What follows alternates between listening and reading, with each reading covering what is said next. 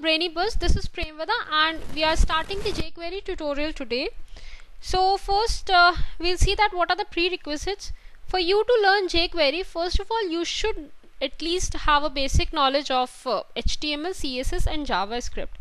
These three things are must. So after that only you can understand jQuery, otherwise you won't be able to understand jQuery. So let's see, jQuery is basically a JavaScript library and it is easy to select the DOM elements, modify their content. Basically it's like jQuery is used basically to fetch the elements, the HTML elements, change their content or do some animations on them, like hide them, show them or fade them out, or sometimes like bubble, like that. So you put the animations with the help of jQuery in your web page, as the jQuery is also lightweight. Another thing, for like you might have done CS, HTML and JavaScript. So like for that you do not have to install anything like any other particular library or external thing. But for the jQuery you should have the jQuery installed on your system, or at least you have the, it's not the kind of a install, it has like, you should have a library for it, like some places, so that you can add the reference. I'll tell you how you can do it. jQuery, you can use the jQuery library like two ways. One thing, you can download the jQuery from this particular path and place it in any folder, like you can put it in a jQuery folder and you can just name it in the sarc attribute, and you will be using the type text/JavaScript only for jQuery, because your jQuery is nothing but the JavaScript only. Another thing, you can also do that in the script tag in the src attribute, you can place this particular URL, so that instead of downloading it, what it can do, it can again and again refer to this particular file. So let's see some examples for it. First we'll see the selectors. Selectors are basically used to select the HTML elements by using the elements ID or element name or the class or attribute. All the selectors in the jQuery start with the $sign and the parenthesis. Like in this, you should, whatever you can write in the jQuery, it should start by the $sign. So let's see first the element selector. You will be selecting the HTML elements based on the element name, like the tags you have, button, heading, paragraph, like that. So that you can, that will be the element selector. You will not mention the ID name over here or the class name over here or attribute. You can just mention the element names over here. So let's see an example. We have a file named as the selectors.html. I have included this path over here.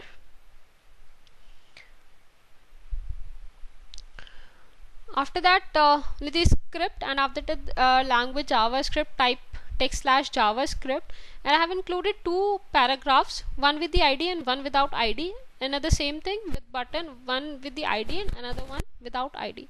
So let me just write the jQuery code. First of all, you should write document, then ready. In that you will write the function.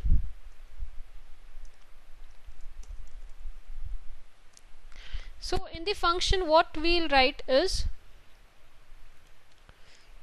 again we'll access the button. First of all, we see when the document is ready, that means it is loaded, then it will perform these functions. So that is the function of the document.ready. After that you can include just the button, that means on, first it will search the button, after that on click of the button a function is fired.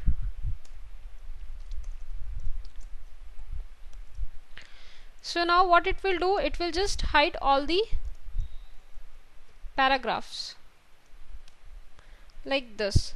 So when you save it and we select it, so now I can see there are two buttons and two paragraphs. So if you click on any button,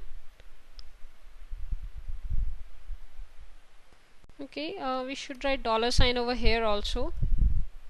So let's refresh it, and you can see if you click on a button, both the paragraphs are hidden.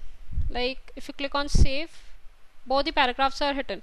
But it's like I want to hide this paragraph, this is another paragraph when click me button is clicked. So let's see another type of attribute, that is the ID selector. So now over here I can write this button, that means button with the ID as btnclick, and paragraph with the ID as hash para. So we'll, like you have seen in your CSS, that we access the IDs by using hash. So if you save it and refresh it, if you click on save, you can see there is no action performed. But if you click on click me button, you can see that the second paragraph is hidden. Another thing, you have the class selector. Like you can also write the classes in your HTML. Like I'll write it as like class, and then I can write yellow color, and I can also declare a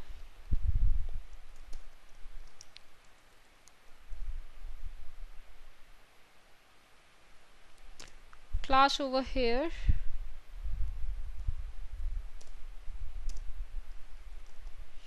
Okay, so I'll like yellow,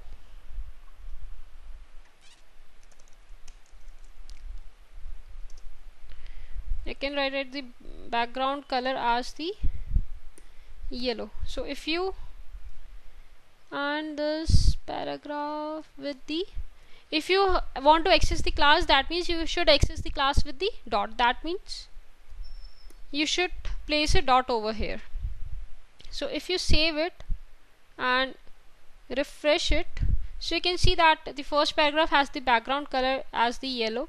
So if you click on click me, your first has hidden, your second paragraph is still there, but your first paragraph is hidden, as you have mentioned here. Then when you click on the button that has the ID as btn click, then your paragraph with the class as the yellow is hidden. So sometimes it's like if you want all the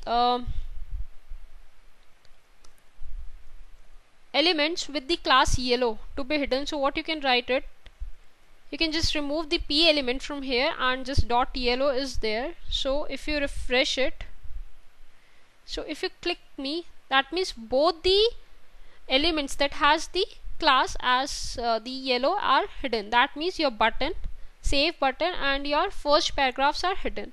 So this way you can access the class of a particular element also, or all the elements that have a particular class. So like this you have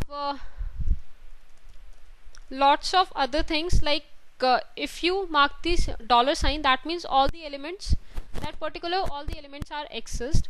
Or if you mark as this, that means your current HTML element is accessed. You have seen blue, your first will be the first element will be hidden,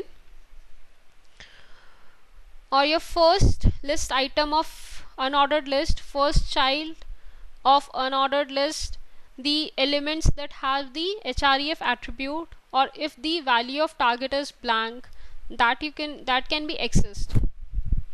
Or the select all the button elements and input element of type button, if you write the colon over here, and that means all even, all odd tr elements will be accessed.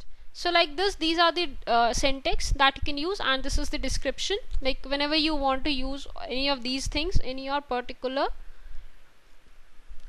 jQuery things. So thanks and have a nice day.